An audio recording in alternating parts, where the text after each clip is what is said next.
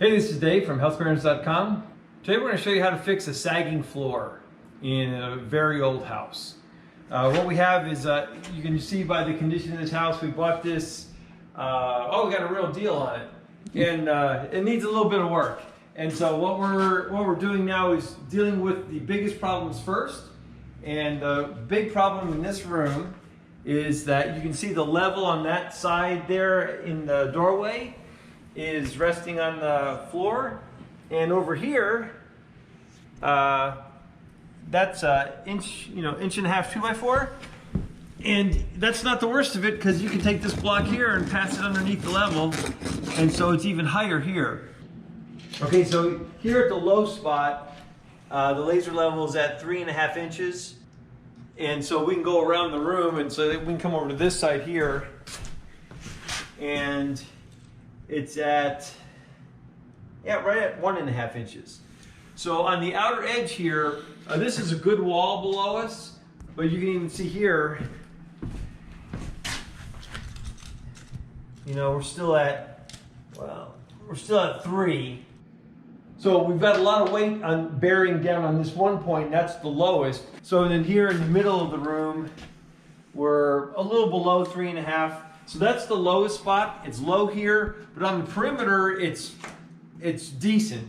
So we know that basically this area here has to come up. We originally had planned to just put in a false floor and leave it as is, but the more we got thinking of it, this location and this location, if we can deal with them and raise them up a good inch and a half, then we probably will bring a lot of this back to mostly level, which would be really great.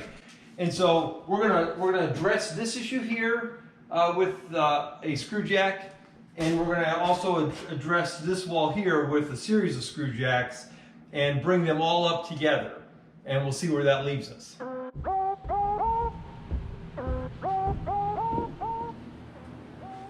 We're in the basement, and the wall we were talking about, that's going to get 3 screw jacks on it, is this wall right here.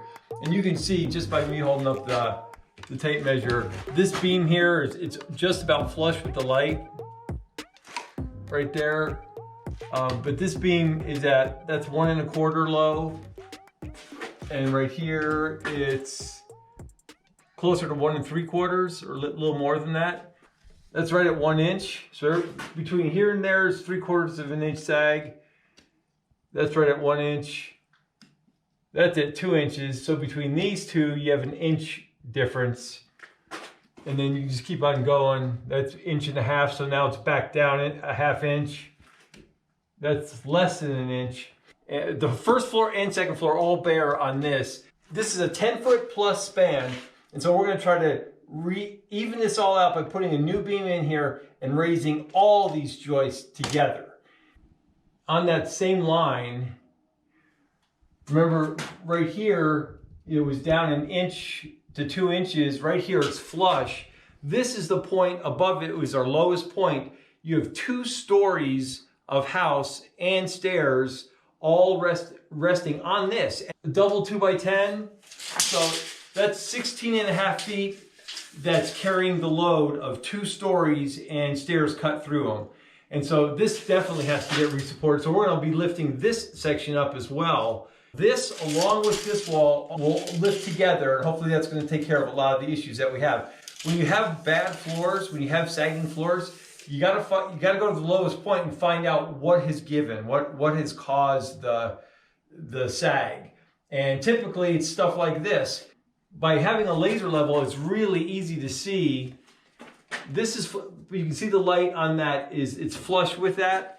If we come way over here to the other end of the joint, there's at least 1 inch in that 10 feet or so that it's sagging down. So you can just tell right there, that's the low point, and that's the cause of what's sagging upstairs as well.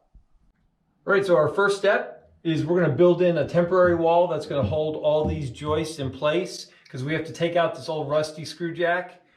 But you can't just take it out. So we got to support this wall with a temporary wall. On this side, the joists run this way. So the weight bearing is from this side of the room and everything above it, but nothing on this side of the room. So we're going to support on this side with our temporary wall, remove this jack, put in our beam, and attach screw jacks to it to support this side.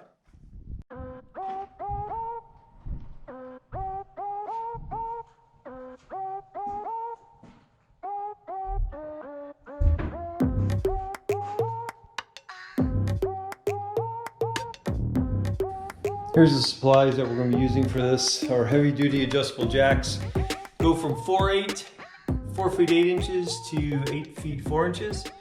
We got 3 of those, and then we got a shorty that goes 1.7 to 3 feet 0 inches. And we're Amazon affiliates. We'll leave a link in the description below if you're looking for those. And then we've got a whole bunch of 2x4s, 10 footers for this room right there. It's 10-foot tall ceilings, and then 8 footers for the basement. We also have a couple pavers for the bases for the screw jacks, just to keep them off the floor in case there's any dampness.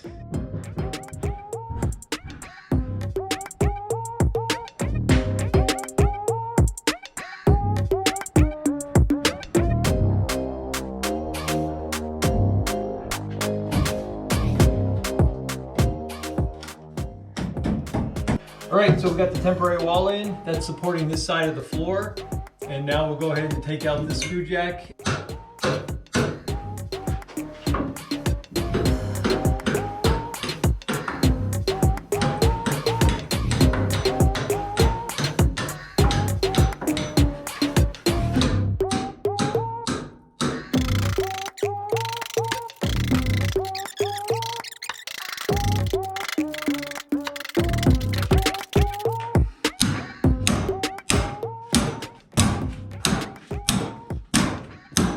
Oh, you know why it's not working?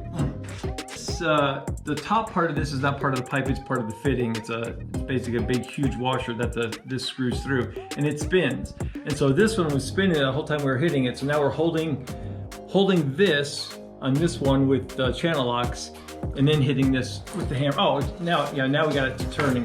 But we had to stop that from turning, or else we weren't making any progress.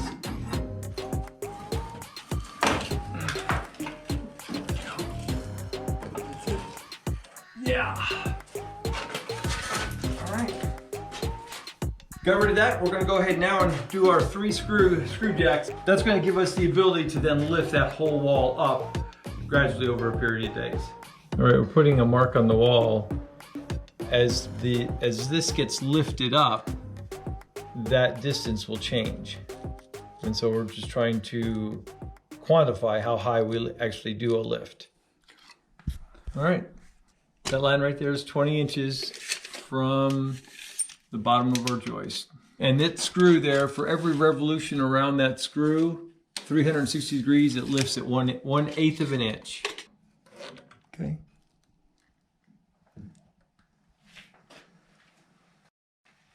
Now that's a quarter turn.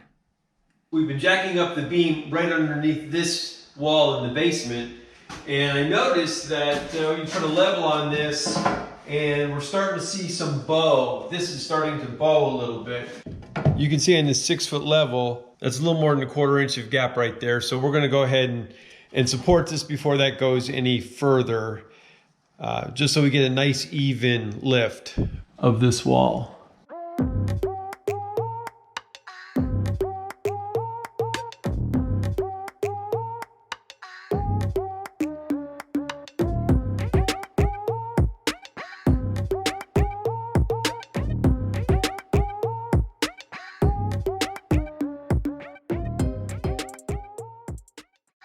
All right, the other day, these screw jacks, as you start bearing weight, they get really, really heavy and hard to turn. So we enlisted the support of this little smaller jack just to give it a little bit of extra oomph, and that made these really easy to turn as this started bearing the weight. So we went and bought another jack along with a 12-ton bottle jack right there, along with the screw jack, and we're just going to use this as our help to take off some of the pressure up here, make those easier to turn, and then we'll remove this one after we're done.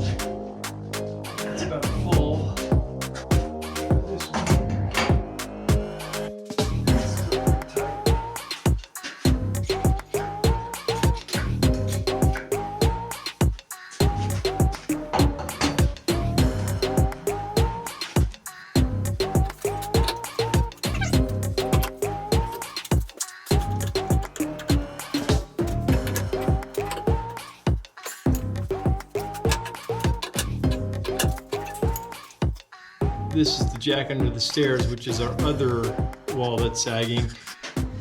But so far we're up 3/4 of an inch, slowly but surely. All right, so there's some extra jacks. We've used this smaller one in the middle as a jack that's giving us support. We decided to put 2 underneath this one because this beam is so long, but that one in the center is the one we're using with the hydraulic jack under. Basically what that does is we pump up the hydraulic jack on that middle jack, and that alleviates some of the tension on that pole right there, and then we can turn the screw a little bit easier. But we just do a couple, 2 or 3 pumps on that hydraulic jack, just enough to alleviate a little of the pressure in there.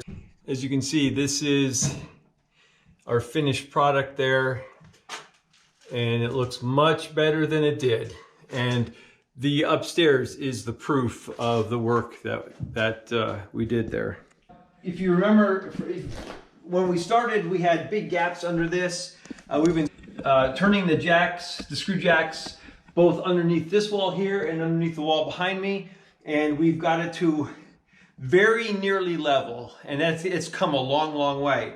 And so just by patiently, increasing that 1/8 of an inch each day or every other day, we've come up probably a good inch, and that's where we need to be. The last thing we need to do is put under this floor right here